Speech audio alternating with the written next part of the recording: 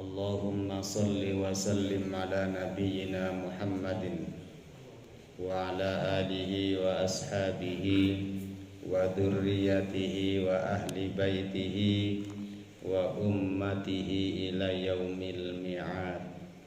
Amma ba'du. Wa qala Allah ta'ala fi kitabihil karim, a'udzu billahi minasyaitonir rajim. Ya ayyuhalladzina amanu taqullaha haqqa tuqatih wa la tamutunna illa wa antum muslimun. Wa qala aydan ya ayyuhalladzina amanu ista'inu bis sabri was salah innallaha ma'as sabirin. Wa qala Rasulullah sallallahu alaihi wasallam min husnil islamil mar'i tarkuhu ma la ya'nihi. Bapak Ibu jamaah salat subuh Masjid Asy-Syifa rahimakumullah, mengawali pengajian kita pada pagi ini, mari bersama-sama kita bersyukur kepada Allah Subhanahu wa taala karena sampai pagi ini Allah masih memberikan karunia, rahmat, taufik dan hidayahnya kepada kita semua, sehingga kita bisa melaksanakan ibadah salat subuh berjamaah yang baru saja kita tunaikan. Dan mudah-mudahan ini menjadi ibadah yang diterima dan diridhai oleh Allah Subhanahu wa taala. Dari sekian banyak ibadah yang kita lakukan, kita tidak tahu ibadah mana yang sudah diterima oleh Allah Subhanahu wa taala dan ibadah mana yang belum diterima oleh Allah. Hanya kita berharap semua ibadah yang kita lakukan, amal soleh yang kita lakukan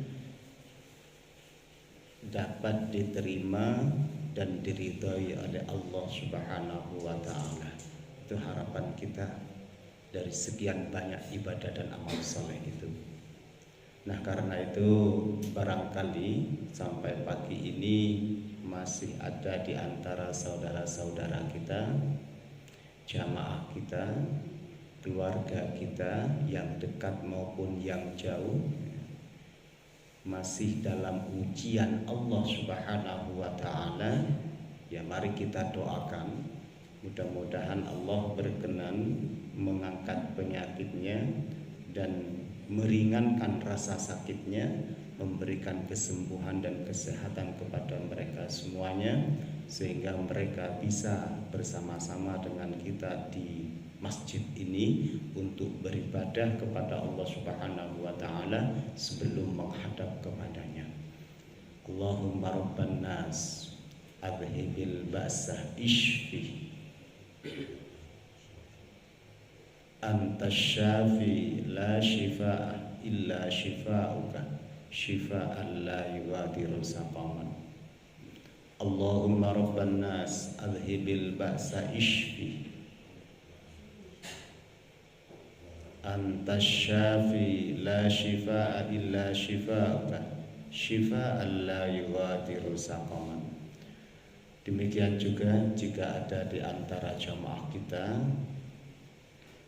keluarga kita, anak cucu kita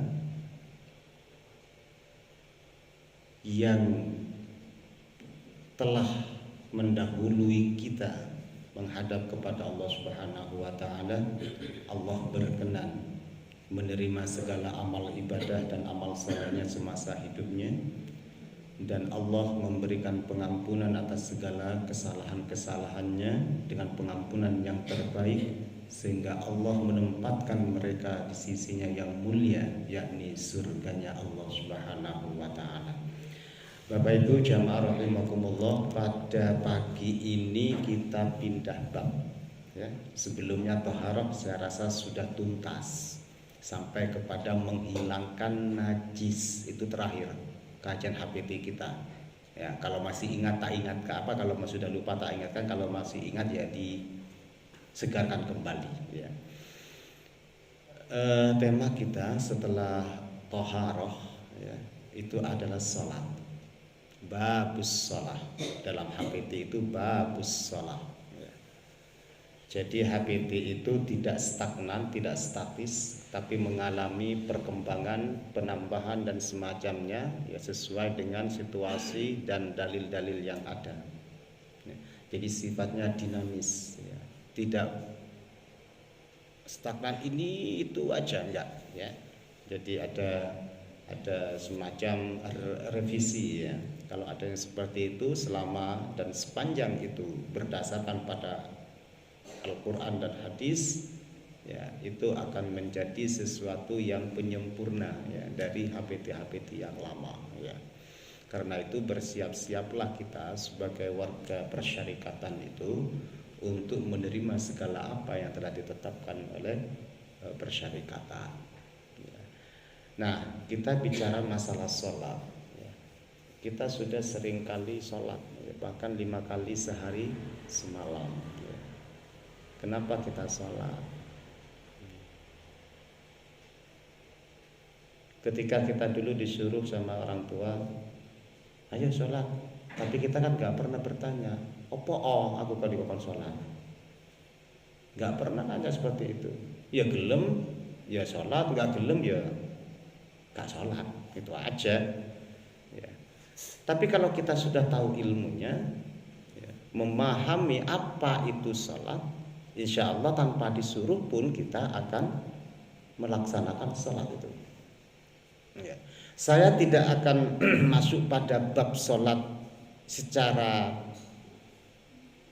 pengertian, tapi saya ingin memahamkan kenapa kita salat dan kapan salat itu ada, dan apakah orang Islam itu mesti salat atau bolehkah orang Islam itu tidak salat. Ya.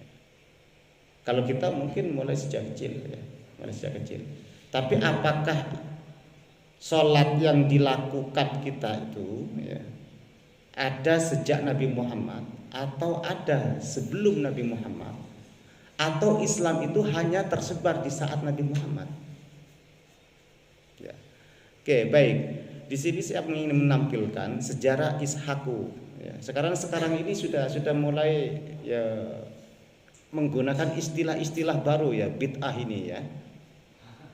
Dulu kan nggak ada Ishaku, nggak ada masa Nabi itu ya. Islam, sholat dan Quran. Ya, sekarang sudah zamannya menyingkat kayak itu ya. Ya, artinya apa?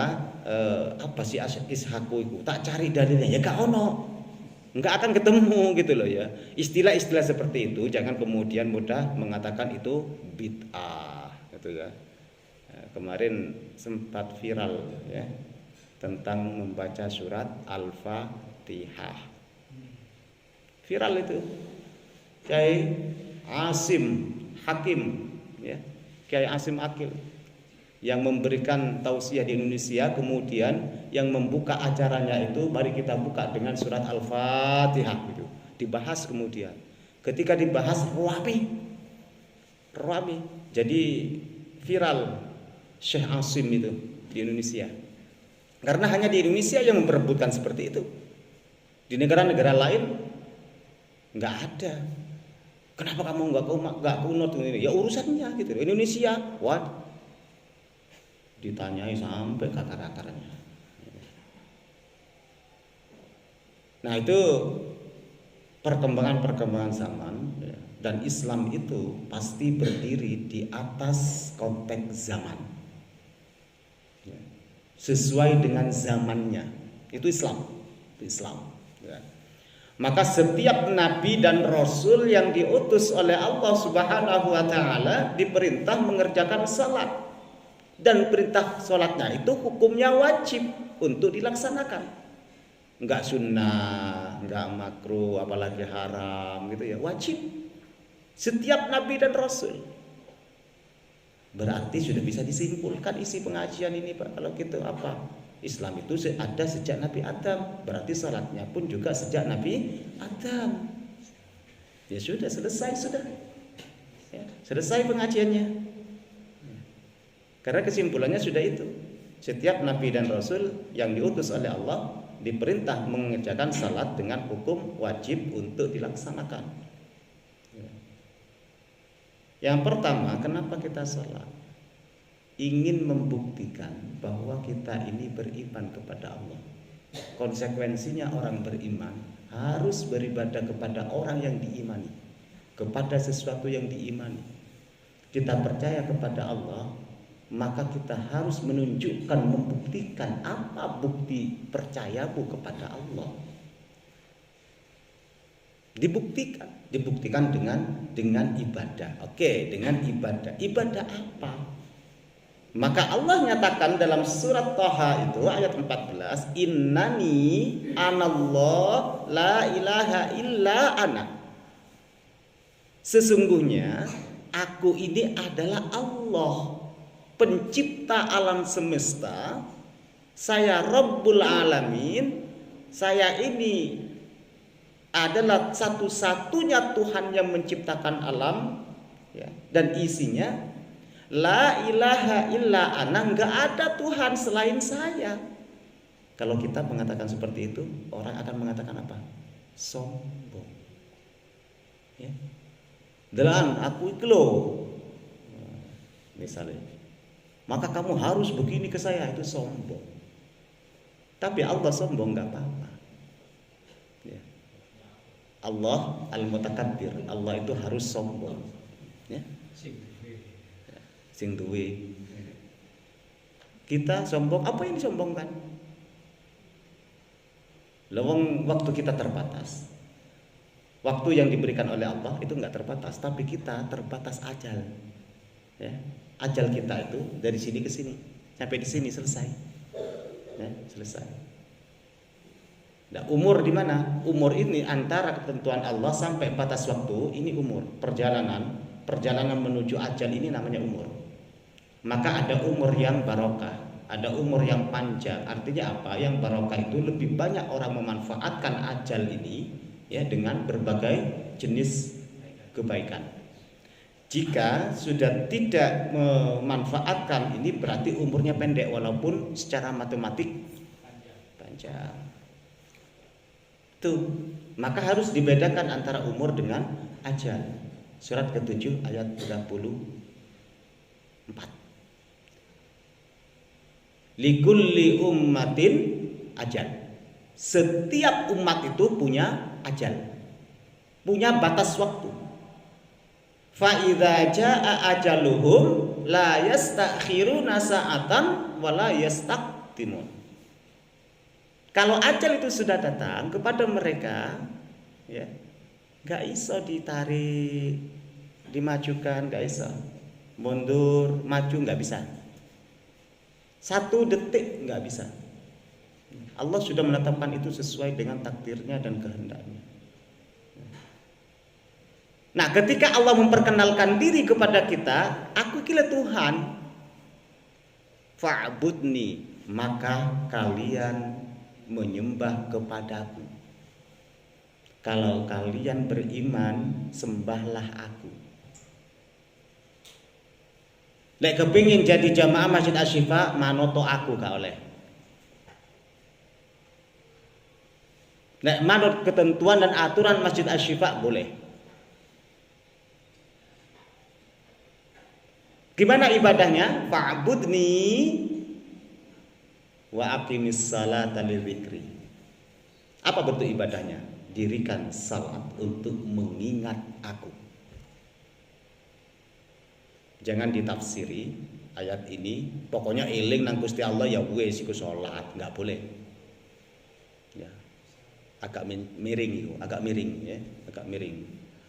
Ya, apa istilah Jawanya itu ya? Jalur apa itu? Jalur gadang apa jalur Rajasari gitu ya. Ada yang seperti itu, pokoknya eling lah wis. Salat iku lah eling. Enggak begitu. Dulu iya, sebelum Nabi Muhammad. Tapi ketika Nabi Muhammad sudah ada tata caranya, bacaannya, gerakannya, itu sudah ada. Ya, sudah ada. Nah, karena itu maka salat yang dilakukan sebelum Nabi sebelum Nabi Muhammad itu tentu berbeda tata caranya. Tapi yang jelas Islam itu adalah salat. Islam itu adalah salat. Yang mengaku muslim adalah wajib salat. Kapan adanya itu? Apakah di zaman Nabi Muhammad apa di zaman-zaman Nabi sebelum Nabi Muhammad? Nah, kita lanjutkan. Lihat di sini ya.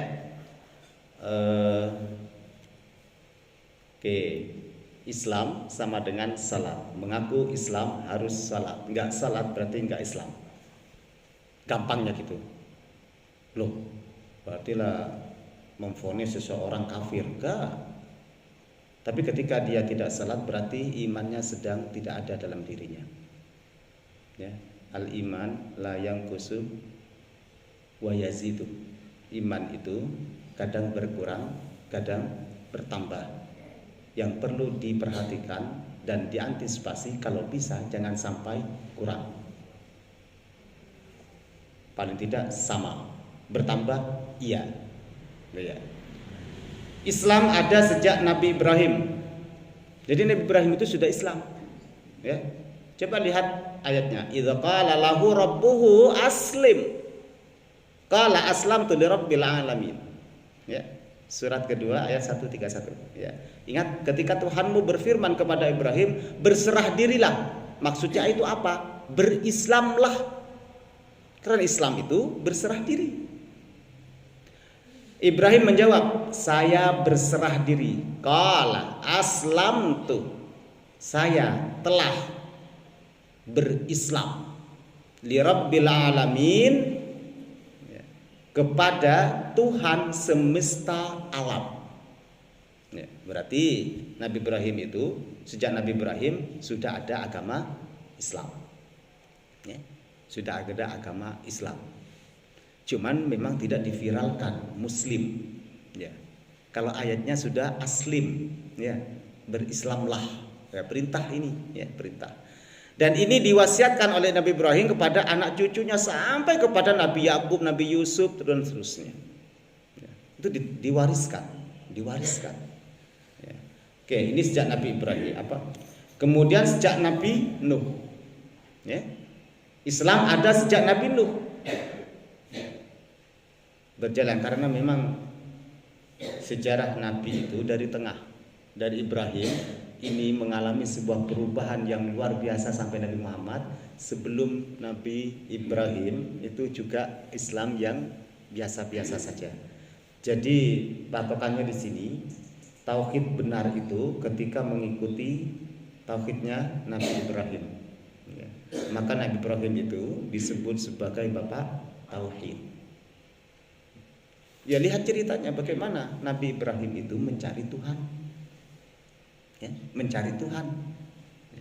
Nah, dari sanalah muncul tauhid. Ya.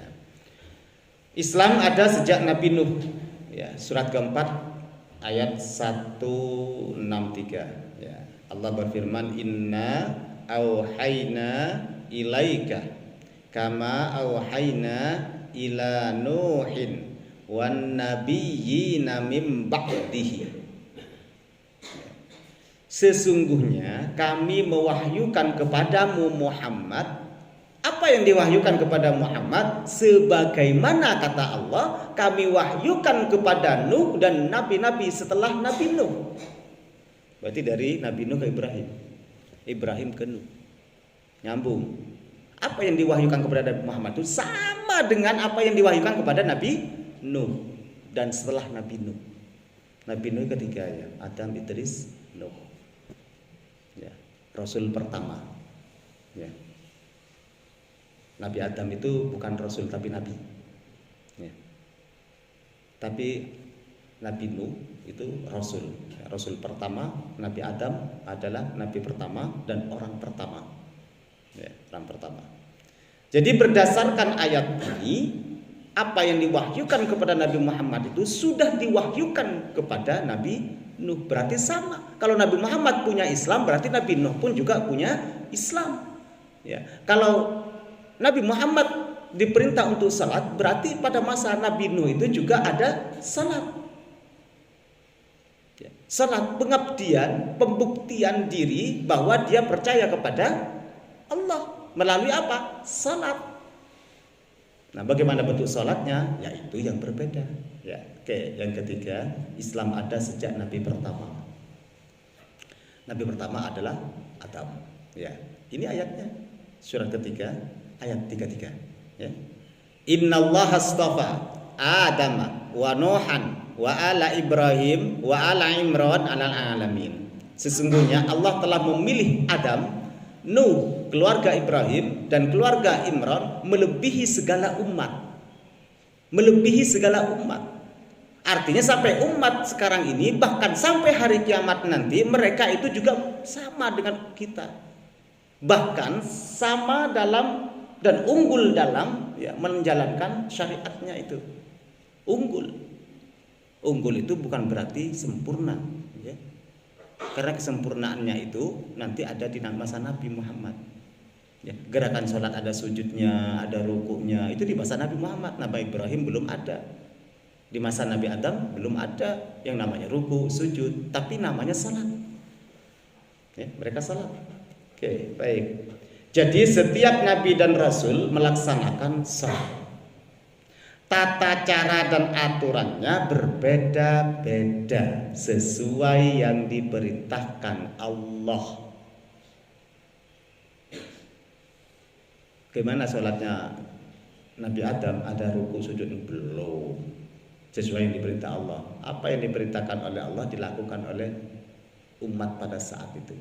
Jangan dibayangkan, oh masa Adam sudah ada ruku ya ada sujud. Belum, karena Nabi Adam itu orang yang paling besar gitu ya. Kalau kita sekarang kecil ya, kenapa umatnya sudah banyak? Kalau besar seperti Nabi Adam gak muat dunia ini ya.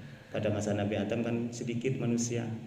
Jadi, nanti sampai hari kiamat mungkin tambah kecil gitu ya. Karena tambah di sini dunia ini ya. Salat telah dilaksanakan sejak masa kenabian Adam hingga masa kenabian Muhammad SAW sekaligus sebagai penyempurnaan aturan sejak Nabi Muhammad itu, penyempurnaan ya. Apa yang disempurnakan? Bacaan, gerakan, tata cara salat ketika Nabi Muhammad melakukan Isra Mi'raj menuju ke Sidratul Muntaha. Di sanalah Nabi Muhammad itu diperintah untuk salat. Salatnya 5 waktu. Tapi sebelum Nabi Muhammad menuju ke Sidratul Muntaha, Nabi Muhammad itu salat di Masjidil Aqsa. Jangan ditanya seperti apa salatnya Nabi Muhammad ya. Sebelum menerima perintah salat dengan setelah menerima perintah salat, beda bentuk salatnya ya. Jangan dikira, loh katanya sholat 2 rakaat Nabi itu di Masjidil Aqsa, kayak apa sholatnya? Jangan dibayangkan seperti kita ya. Karena pada saat itu belum menerima perintah salat dan belum tahu tata cara salat ya. Perintah salat juga diberikan kepada Bani Israel dan seluruh ahli kitab ya. Semuanya, tidak hanya Nabi Muhammad ya. Sebelum Nabi Muhammad sudah diberikan. Oke, baik, kita coba contoh ya perintah salat ya. Masing-masing nabi memiliki kewajiban salat ya. Sebagai bukti mereka beriman kepada Sang Pencipta Allah ya. Agama Islam Rasulullah sallallahu alaihi wasallam, Nabi Muhammad ya. Ya, surat 29 ayat 45 ya.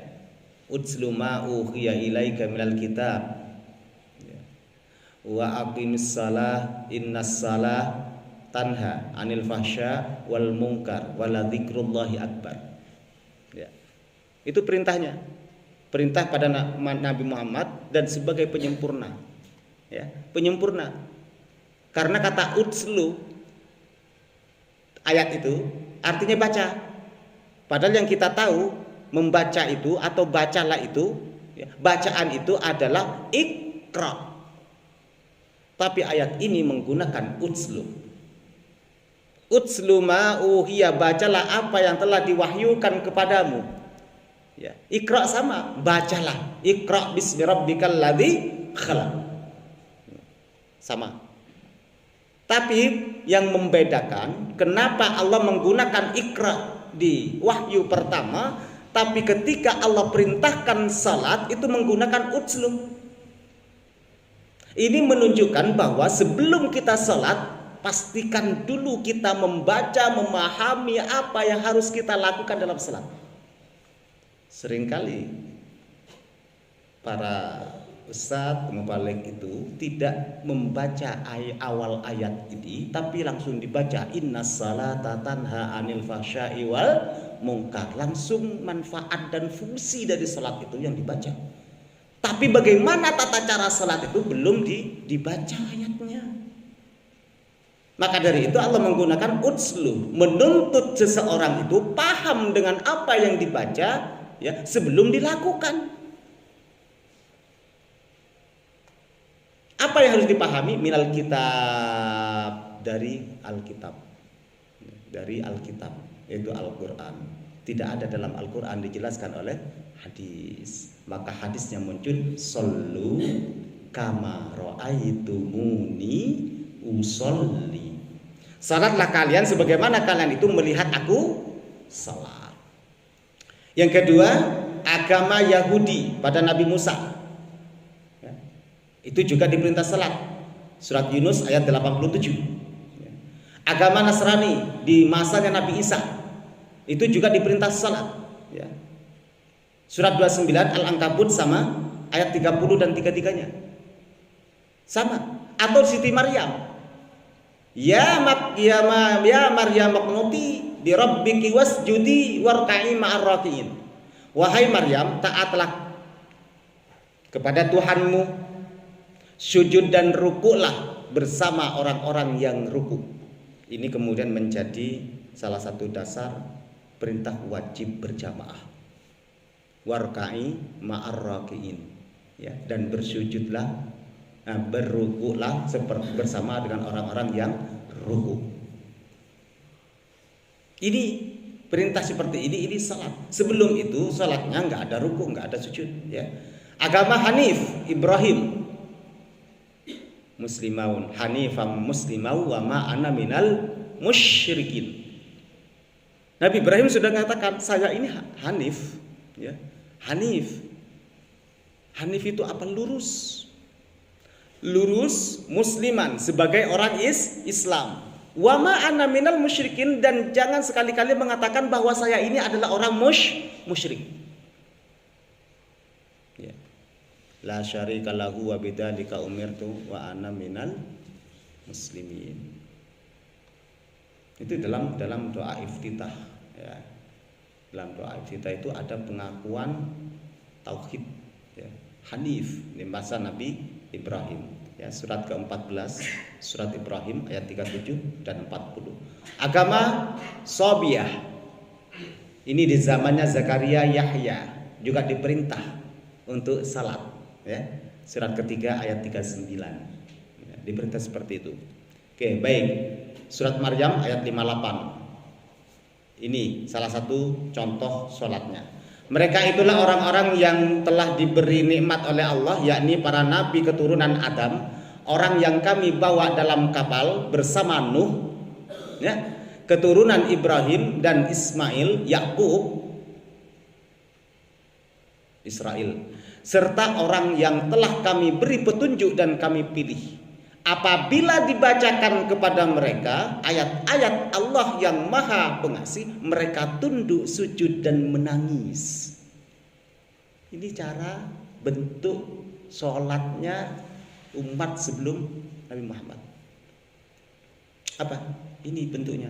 Kalau dibacakan ayat Al-Quran kepada mereka, mereka itu ini, mereka tunduk, sujud dan menangis. Enggak ada takbir, Allahu Akbar, iftitah dulu, Al-Fatihah dulu, enggak.